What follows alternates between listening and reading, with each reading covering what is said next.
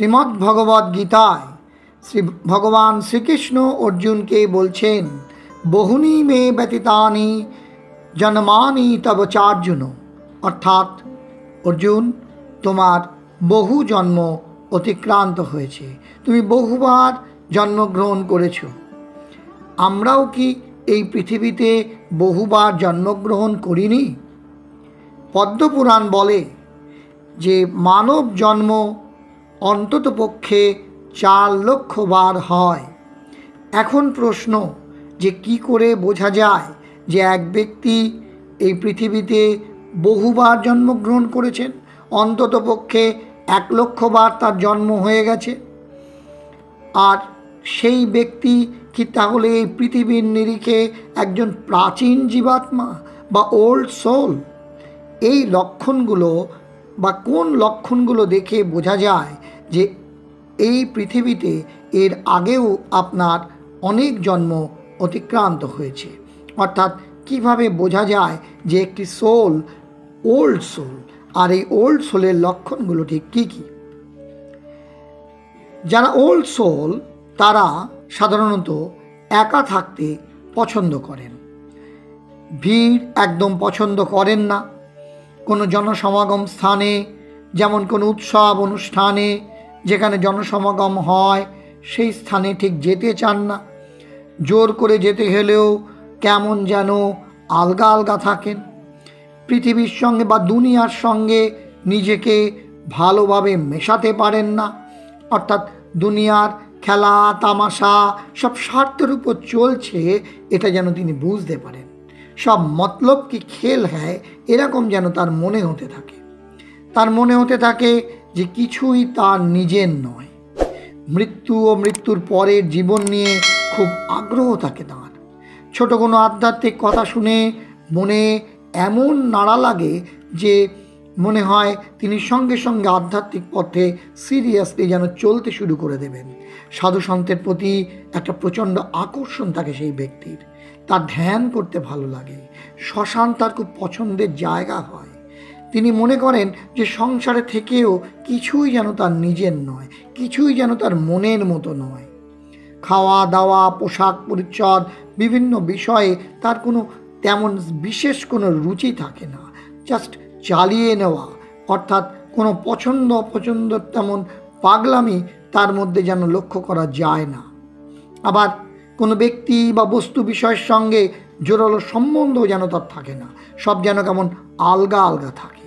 সংসারের সেই সমস্ত আলোচনা যার দ্বারা সাধারণ মানুষ খুব উৎসাহিত থাকেন, এদের মধ্যে সেই সব বিন্দুমাত্র উৎসাহ থাকে না। পার্টি, আনন্দ, উল্লাস এদের ভালো লাগে না।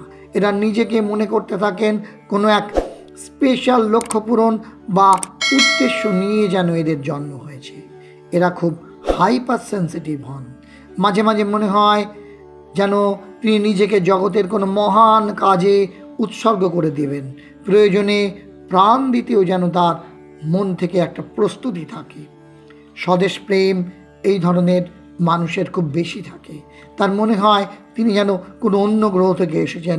এই পৃথিবীর সব কিছুর সাথেই তিনি নিজেকে ঠিক যেন বেমানান মনে হয় তার। আর সাধারণ মানুষ এদেরকে কম অ্যাকসেপ্ট করে। এদের মন ভেতর থেকে সব সময় অশান্ত থাকে। শুধু নিজের ভেতর ডুবে থাকলেই এদের মন শান্ত থাকে। আর জগতের কল্যাণে কোনো কাজ করলে মন শান্ত থাকে।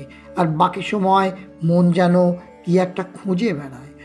ভেতর থেকে সবসময় একটা আকুতির আগুন যেন ধিক ধিক করে জ্বলতে থাকে। তার মনে হয় কেউ এসে থাকে এই সংসার নামক জঞ্জাল থেকে মুক্ত করে দিক। আর 5 জন যেটা সহজেই করতে পারে সেটা এদের পক্ষে কঠিন মনে হয়। সেটা করতে অনেক এফোর্ট দিতে হয় এদেরকে। একই ধরনের মানুষের সাথে কিছু কথা বা মেলামেশা করেন, কিন্তু বাকিদের সাথে কোনোটাই করার এদের ইচ্ছা থাকে না। ছেলে মেয়ের যে প্রেম হয়, সেই প্রেম সহজে সফলতা পায় না। প্রেমের ক্ষেত্রে বিপরীত লিঙ্গ এদের ঠিক অ্যাকসেপ্ট করে না। আবার বিয়ে হলে সংসারের দায় দায়িত্ব পালন করতে এরা খুব কষ্ট অনুভব করে।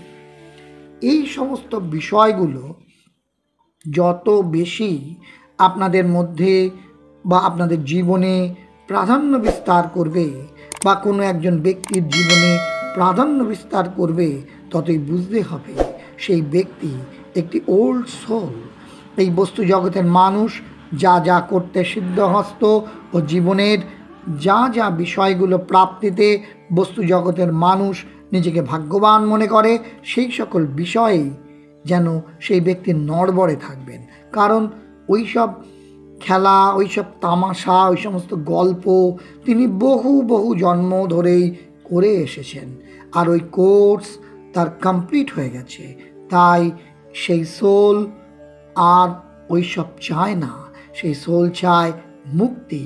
আর উপরের এই সমস্ত পয়েন্টের সঙ্গে যদি কোনো ব্যক্তির জীবন অনেকটা ম্যাচ করে যায়, অনেকটা জীবনের অনেক ঘটনার সঙ্গে তার এই সমস্ত উক্তিগুলো বা এই সমস্ত পয়েন্টগুলো যদি মিল দেখতে পাওয়া যায়, তবে বুঝতে হবে সেই ব্যক্তি একজন পুরনো আত্মা বা পুরনো জীবাত্মা, ওল্ড সোল।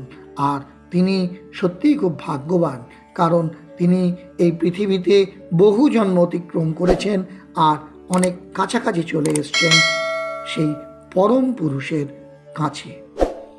তাহলে বন্ধুরা, আজকের আলোচনায় একটু ভিন্নভাবে আলোচনা আপনাদের সামনে উপস্থাপিত করলাম।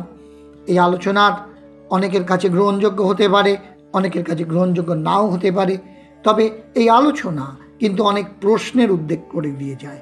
আর আপনাদের মনে এরকম কোনো প্রশ্ন থাকলে অবশ্যই কমেন্ট বক্সে লিখে জানান। আর আলোচনাটি ভালো লাগলে লাইক করুন, সঙ্গে বেশি বেশি করে আপনার পরিচিত জনেদের মধ্যে শেয়ার করে দিন। আর অবশ্যই চ্যানেলটিকে সাবস্ক্রাইব করে আমাদের পাশে থাকুন। সকলে খুব ভালো থাকুন, সুস্থ থাকুন, আনন্দে থাকুন। ধন্যবাদ।